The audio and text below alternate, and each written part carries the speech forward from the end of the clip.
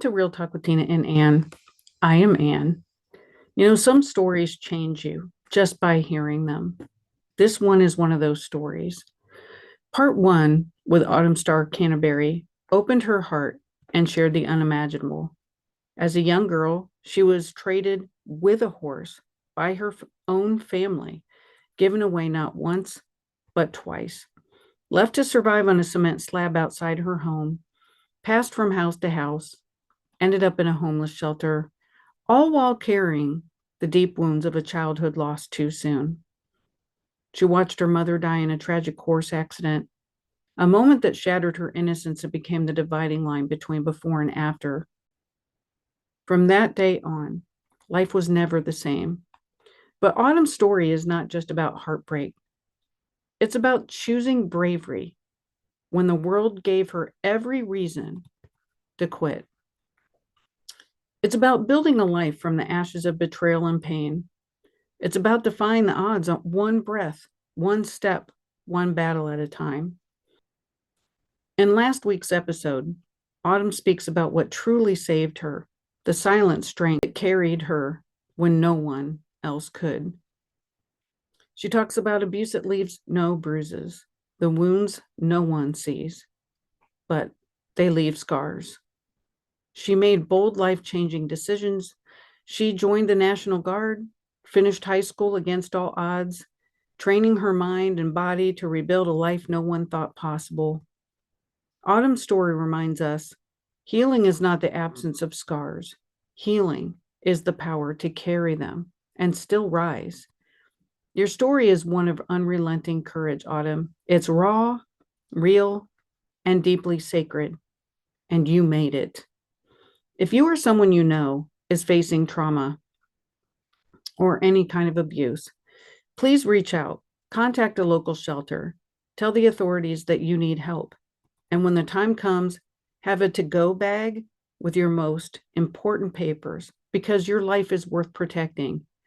Put yourself first. Take care of you. And know this, here at Real Talk, we are walking this journey with you every single step. Here is part two of Autumn Starr Canterbury's unforgettable story.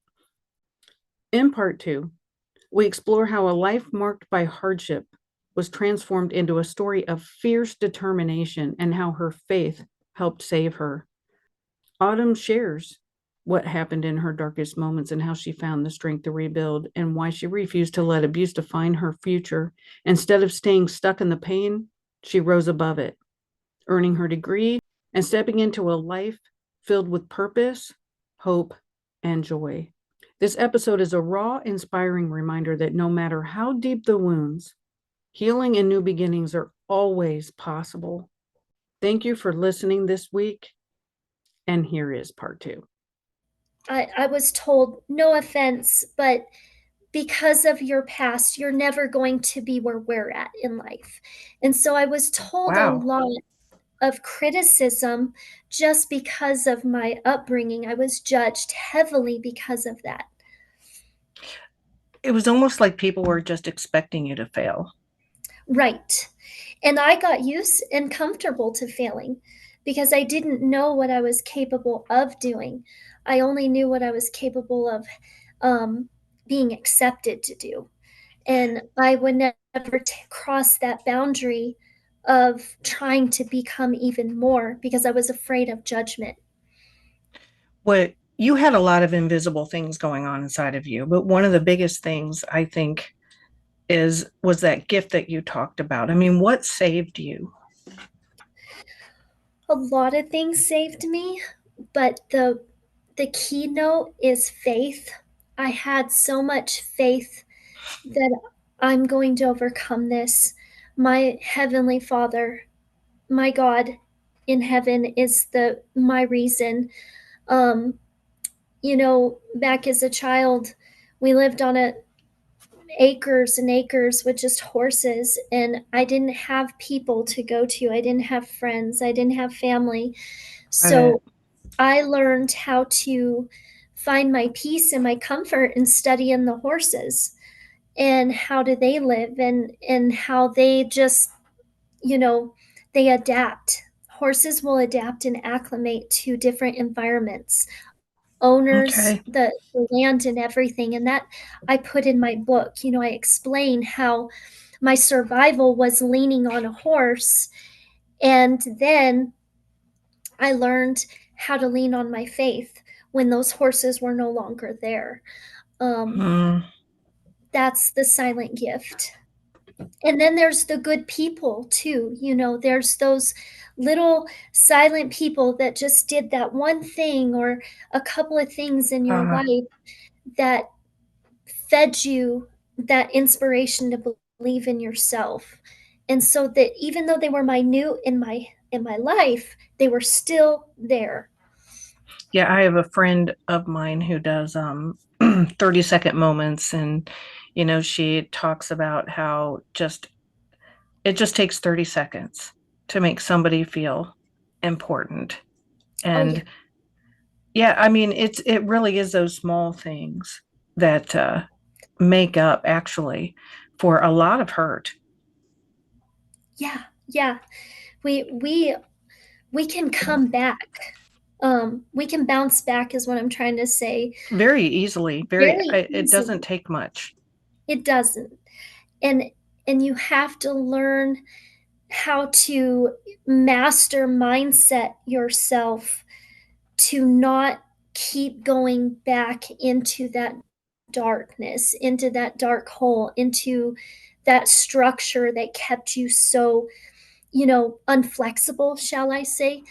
And I've had to really learn how to just anywhere I'm at, anybody I talk to, I try to pull the good out. I try to implement that into my life. And then I try to overcome. Some days, just waking up and overcoming the day is a huge success for me. I Reading a book, understand. Yeah. accomplishing something is it can be huge. You don't take anything for granted. You have to learn how to not do that, because if you put your life on a calendar and you exited out all the days of how old you are and you see how much you have left, you wouldn't want to waste them, and you're going to, it's inevitable, you're going to have a day that's going to be a pitfall, and it's going to be, Mm, a red X on that day. But you can give back, you know, in that moment or the day after. Even if it's something like, okay, I got up this morning and I didn't exercise and I had to do all these errands today, and I really, really wanted to run that 2-mile run. You still have the end of the day to try to get it done. Or if you can't get it done, you can still say, hey, I made my bed. I was grateful. I gave gratitude today. That's a 2-mile run. That I physically yeah. did something. Right, right. It's all relatives. Now, you're talking about, I want to get back to the faith, but I do want to hit Yeah. on that for a second because you did work on your physical body as well. I mean, you started exercising and working out to become healthier physically. I'm in the process. I run 2 miles every day. I weight lift. I swim. I do a morning devotion every Okay. evening. I give gratitude. I have, my little book that I look back in. I write, I journal. I try really hard to make myself the See, best I can. you're a hero to me. You really are. You have had everything against you. You have had every reason to quit and give up, whatever that means for anybody. It could mean anything. But you didn't quit on any area of your life. And even when they took your kids, you decided you were going to work really hard and get them back. I mean, there was nothing that kept you down. And that's what I really love. One of the things that I really, the horse keeps coming up in your story. And I find that really interesting because one of the things that you said to me, you sent, the horse, you used the horse, the spirit of the horse to describe you. And the metaphor of the horse with endurance and strength and unbreakable will, you say, my spirit is not just unbreakable. It is a spirit powerful like a horse. A horse is built to endure, to carry burdens without faltering. A horse does not surrender to the storm. He faces the wind head held high. My strength is like that of a force that does not waver, a will that does not break. I have run through the fire, galloped through the pain, and still remain. My story is not of defeat, but of survival, of the power of a spirit untamed and unshaken. And this is my silent gift. I mean, that is so beautifully written. Well, it's what our environment is, kind of what we develop around, you know. I Can I started, say, can I say something really yeah, quick here? You didn't have teachers of people. You had parents and teachers and of horses. They taught you. Would you say that?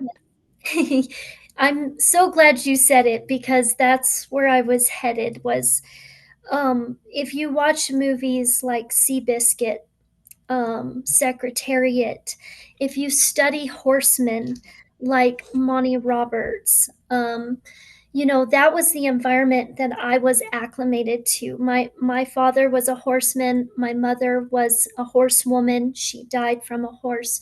Horses were always seemed to be that silent gift in my life. And I would study and observe people that were really good leaders with horses. You know, if you know anything about horse trainers, horsemanship, they're good leaders, and that's why the horse Okay. Oh, understands that okay.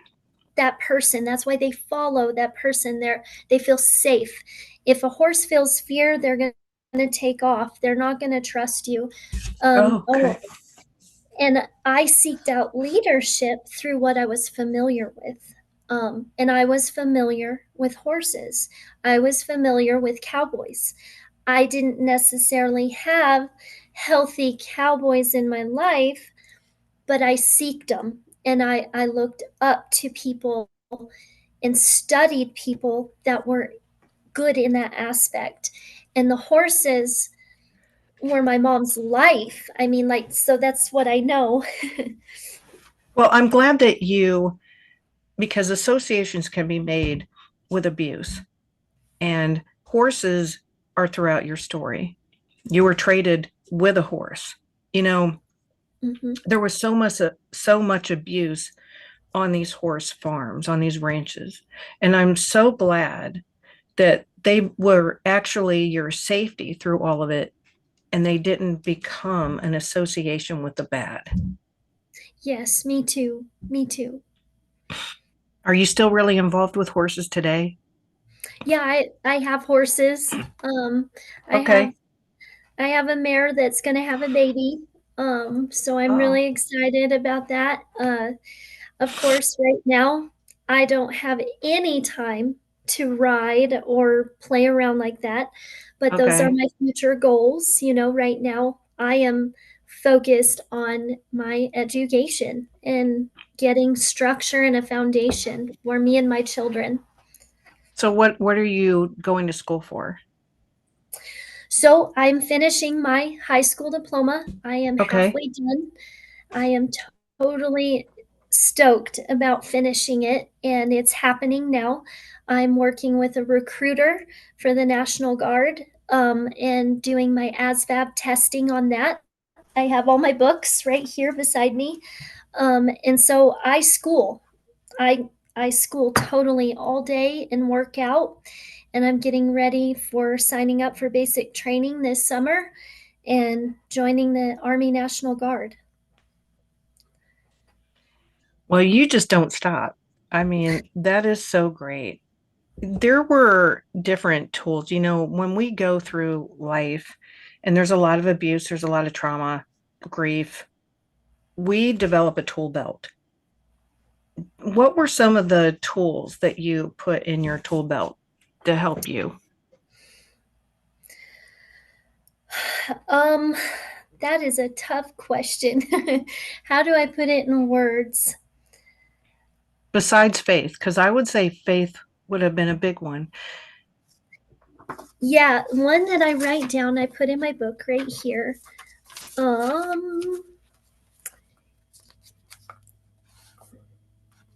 To a committed mind, there is no failure. So be mindful what you are committed to.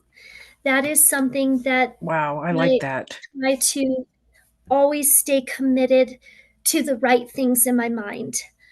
Because if I'm committed to being depressed, that's what's going to happen. If I'm committed to saying, you know what, it hurts. I'm 40 years old and I do not want to run 2 miles, but I'm committed to doing this. I finish and I'm like, wow, I may not have been the fastest, but I did it, you know. Hmm. So be mindful of what you're committed to, because I think that's kind of what I did at a very young age. I That's what have to, kept getting you back up. I think so. I'm still on that journey of figuring myself out. So, And, I mean, that's a lifelong thing. I think that we are always yeah, doing that. But you should really be commended for that, because that's a tough thing to hold on to when there's so many things going on, and you just still hold on to that faith and you don't let it beat you down.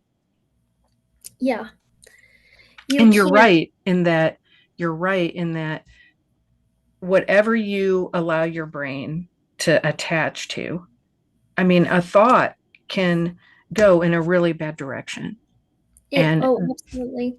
and your action will follow that thought. So, I mean, it's just really amazing that you trained your brain to go in the direction that you wanted it to be, in order for you to become who you are today, Yeah. Well, despite everybody and everything that they threw at you. and it, you know, it's no new news. You look at entrepreneurs, you look at people who are very successful in life, and their stories always have a hardship that made them overcome to get where they're at. And that's something that I've always looked up to. I stayed focused on successful people. I um, on the tractor for hours. I would listen to, motivational videos and podcasts of people that overcame. And it fueled me to step up and step out of my comfort zone and say, okay, I'm scared to do this, but I've got to take that step because it will open a door for another opportunity. And it's always seemed to work. So I don't think we should really change those things that work, to help us get better. Yeah. There's been times where I've literally been on the floor in a ball crying and felt like I can't get up, but nothing was going to keep me down. No, Nothing. And I really believe it was. And were you taught about God when you were younger? I mean, you did mention how you prayed at the table and stuff like that, but did you felt him when you were younger? You knew that there was this thing within you, that was this power greater than you, that was keeping you and through all of these things, but did you really understand who he was? I did. I did. I we prayed, not that my family lived by, faith or whatever, God. Uh-huh. Um, I read the Bible. I read the whole Bible. I How was did you like, get the Bible? Was it was in your house? after my mother had passed away, um, I was 12 years old, and Mm-hmm. this was around the time before I had, really lost all of my family. We had actually came to Colorado right after my mom had died for the family and everybody to talk and everything. And I had prayed at my grandfather's house for Jesus to save me. And then I went to him and told Wow. him that I wanted to be baptized. And my cousin was a pastor, and he baptized me right after my mother's death. and they gave me as a gift a Bible, a white Bible I still have to this day, because that was the only thing that my father gave me when he dropped me off in the homeless shelter, was my Bible. And I clung Wow. to it, and I read it, and I read it, and I read it. And when you're alone, that's who I went to. That's who I talked to, was my Father in heaven. What a piece of this story. That's amazing. And what Yeah, a gift. I don't mean to keep filling you in with these little holes, but there's a lot to it.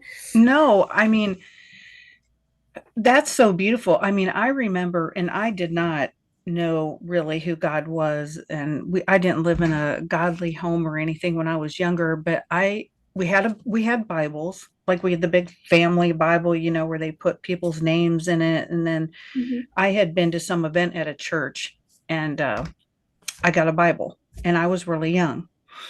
I still have that particular Bible with my name in it from a small child. And I can remember, and I had learning disabilities, so I couldn't even really read very well, but I remember holding the Bible and going through the pages as if I was reading it, I just knew that there was something in that Bible that was much bigger than me, that I felt that I was holding on to, that was giving me the peace that I needed in the household that I was living in. I just Right. knew it. And I really don't even know how I knew that, except for I'm sure that God placed that within me. He does. I believe he does. That's how I walk in my life. That's what I'm working on with the National Guard. Is I signed up to try to be a chaplain assistant. So, Oh, it's it's amazing how through all of it, if he can go through dying on the cross for our sins and what he had to sacrifice, then, we can go through this too, because it's not, if it wasn't easy for him, we know it as a child of God, it's not going to be easy for us. well, I was a chaplain, well, one of the preachers I at the jail for the women.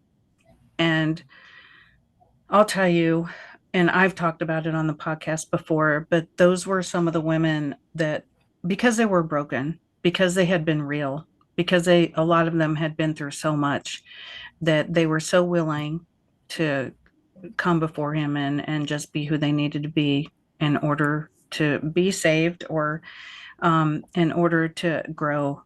And that really says something a lot about the realness and the relationship that we have to have in order to grow.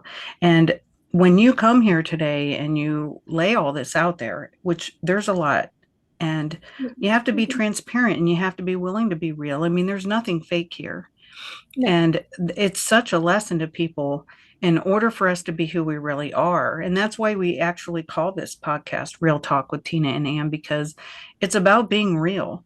And Yeah. that's who we need to be in order to grow. And I think that that is a lot of the reason that you have grown in your faith and in your life, and stayed committed and true to who you are, and the path that you're supposed to be, because you've been real within yourself. And I think so many times people aren't even real with themselves. They're lying not just about who they are to the people around them, but they're also lying to themselves and not allowing them to truly become who they are and who they need to be. Oh yeah, I learned how to be real by being fake for so long. I Okay. went down that direction of, I'm going to look the part, act the part, be the part, but I was, arguing in my marriage and everything. I was living everything I really wasn't. And so, you know, Okay. people are going to listen to those that actually have walked through those footsteps, and figured out how to step out of them. And my stepping out was, okay, I'm going to have to be without a house again. I'm going to have to lose the really nice car and Yeah. drive the old, pickup truck, but hey, I'm debt free. I'm going to have to walk away from everything that people were familiar with because I have to be me. I have to be me. It's kind of like you It's only go amazing. so far and you hit a wall. Well, what's past that wall? That wall past it is your faith. It's you being real. It's you being organic with who you are inside and Mhm. out. And that's what takes you up that mountain. That's what gets you out. And that you allowed him, God, to speak louder than all the rest. I did. And that, and even yourself, I think so many times we allow even other people's voices to become our voices. And that can be so heavy and critical on our own selves where we don't become who we should be. And I think allowing a force and God to be louder than all of those other voices is really critical. Oh, yeah, because if you listen to everybody, it just creates a chaos scene inside of your mind because you lose sight of what you are and who you are because you have so many people coming in from every direction saying, well, you Yeah. should do this. Well, this, that, and the other is what you need. And I had that happen. I had so many people demeanor me, but then order me what direction and how to do it and when to do it and why to do it, to where it was no longer silent inside of me.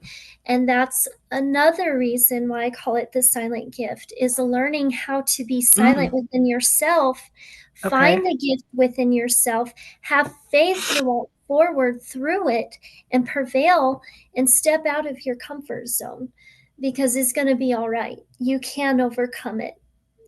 You will heal as soon as you figure that out. Oh yeah, 100%. And if he is at the forefront of it, those other people, their motivations are not good. They're purposely trying to harm.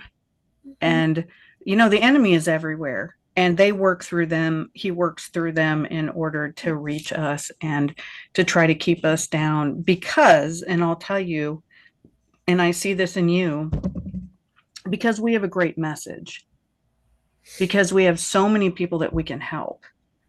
And that's why the enemy tries to keep us down. And that's one of the reasons why I have not, and I always will continue to allow God to speak louder than what any other message could come my way. There are so many messages in this world right now to make Oh us man. feel as if we are defeated. Right. And this is a horrible time in our world right now. And so I think it's really important for us to make that focus. I wanted to ask you, with everything, who are you today? I am actually my name. I am Autumn Starr Canterbury. I am no longer, the scared little girl. I Okay. am no longer the wife that is afraid to step up and be herself. I'm no longer the woman who will say anything to please anybody. And I'm Autumn. I'm Autumn Starr Canterbury, and I will continue on a daily basis to stay strong. Um, I am a soldier of God, and I am a child of His, and I will do all I can to just try to help somebody, even if it's one, even if it's three. I will be thankful and humble that I got that opportunity to help somebody feel better. How does it feel to be heard and not be invisible? Uh, I'm still trying to learn how to take that in. I don't know if I have what it takes to be good enough to help others still. I still question, what is so special about you to think you can go help somebody. But at the same time, I wouldn't be where I'm at totally uncomfortable if I didn't have that purpose. So I feel good that I can finally be myself. Um, but I'm still working on that. Well, I can tell you that you're not invisible anymore, that people are hearing your story. And that's a really amazing thing that you got to this point in your story. And you're only 40, you know? I mean, Right. you're really young, really, and you have so much more to offer. You have so much life to give. And when you put that uniform on, I'm sure it'll feel amazing to have a uniform and be seen and not be invisible.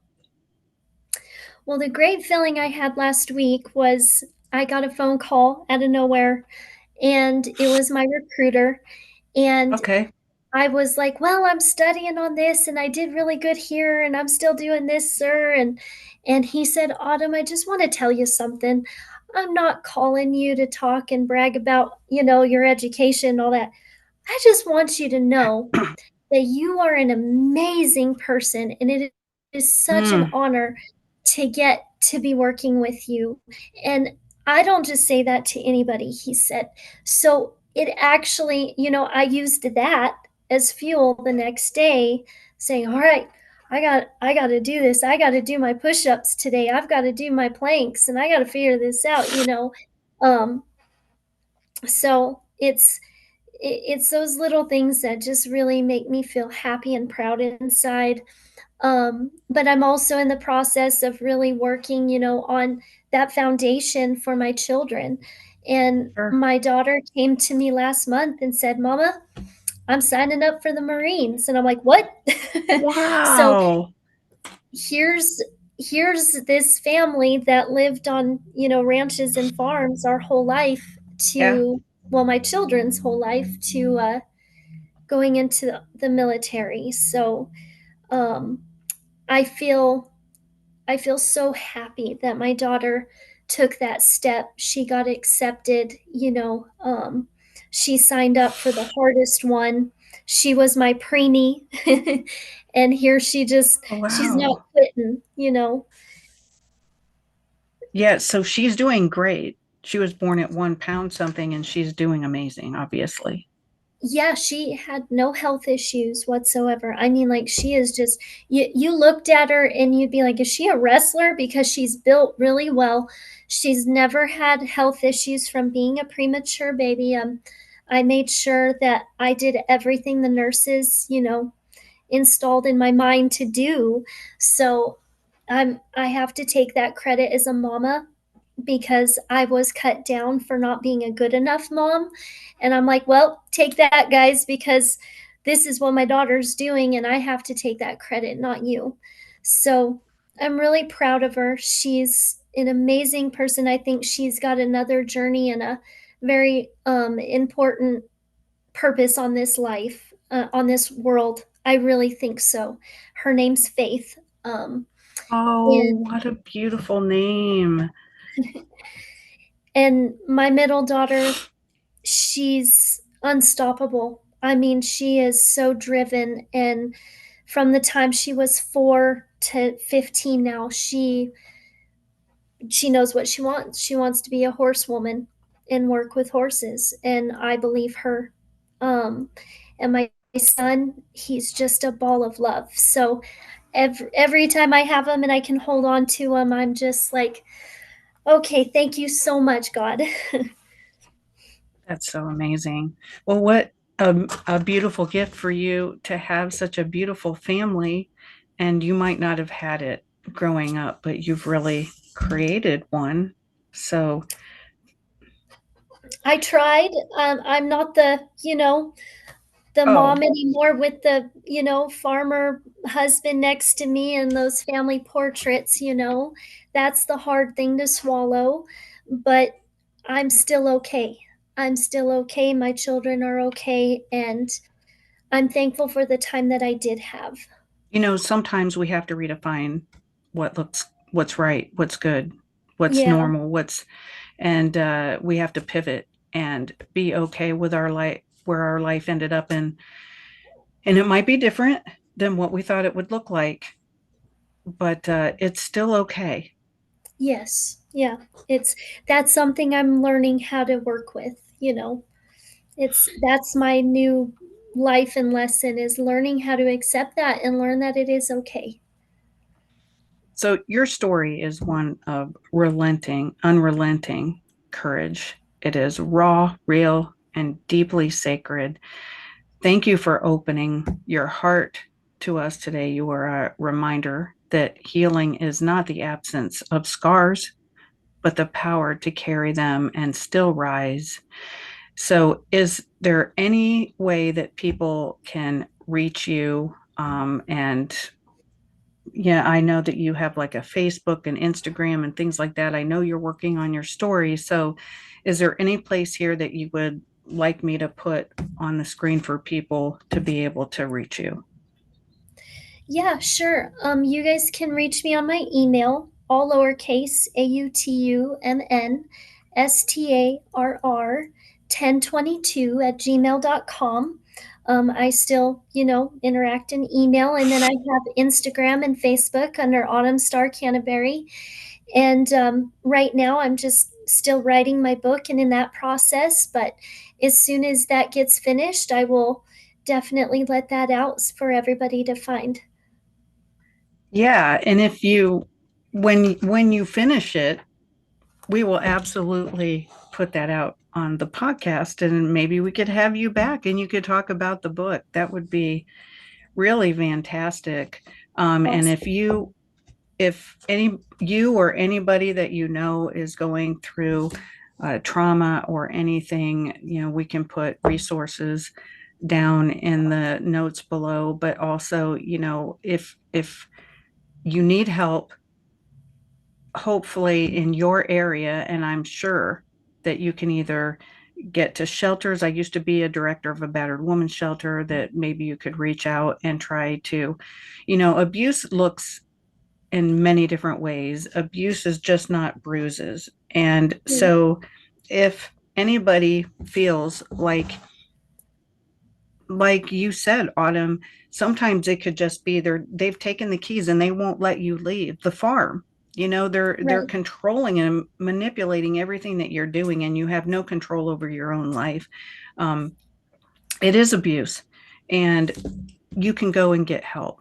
So don't minimize what you're going through and Yes. think, well, I don't have bruises, so therefore, it's not abuse, because it still is.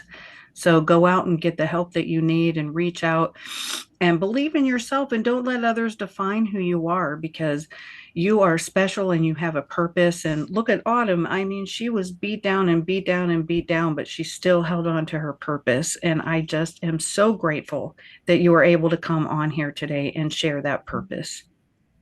Yes, thank you so much. And also, don't be afraid to find research master mindset classes on the internet. Those things really helped me. And I'm in the process of my online business as well being built. And I will have a master mindset class to help people go through certain situations that I had gone through. So that is in the future as well, as having my online business get launched. Can I ask what a master mindset is? Well, a master mindset class in the cowboy world, there's a there is a man that Tyson Durfee. He is a world professional. Um, what does he do? He ties cows down at the rodeo. Sorry for me not saying it correctly, but anyway, his name's Tyson Durfee, and he does a master mindset class to teach your mind how to overcome certain battles in our everyday life. And Okay. he implements that into the rodeo field. But Oh, I took his class and implemented it into my lifestyle. And those things really see, do work. They're really out there. You just don't be afraid to research. If something comes to your mind and you're like, you know what, I need help just learning how to get out of bed in a positive attitude, it's out there. I mean, it is out there. So, it really is. and I'm working on, I paid for a business 5 years ago, not knowing where it was going to lead me. And I'm now doing, it's already paid for my business, but I haven't finished it out yet because I'm still in the process. Sure. So I'll have something out there eventually too. But I mean, just don't be afraid to research and look. It's there. And believe in yourself and know that Yeah, you do have a purpose and have, like a business or something that you can hold on to keep you going till the next day. It's just totally. finding that reason to get out of bed and believe in yourself and take that step that you need to get away, get out, get help, do Yeah. whatever you need to. Yep. So thank you so much for Yeah. being on, Autumn. I really enjoyed this. And thank you, everybody out there from Real Talk with Tina and Ann. And we will see you next time. Every time I sit behind this mic, I think I know what's coming. And then guests like Autumn come along and just crack open our hearts in this way.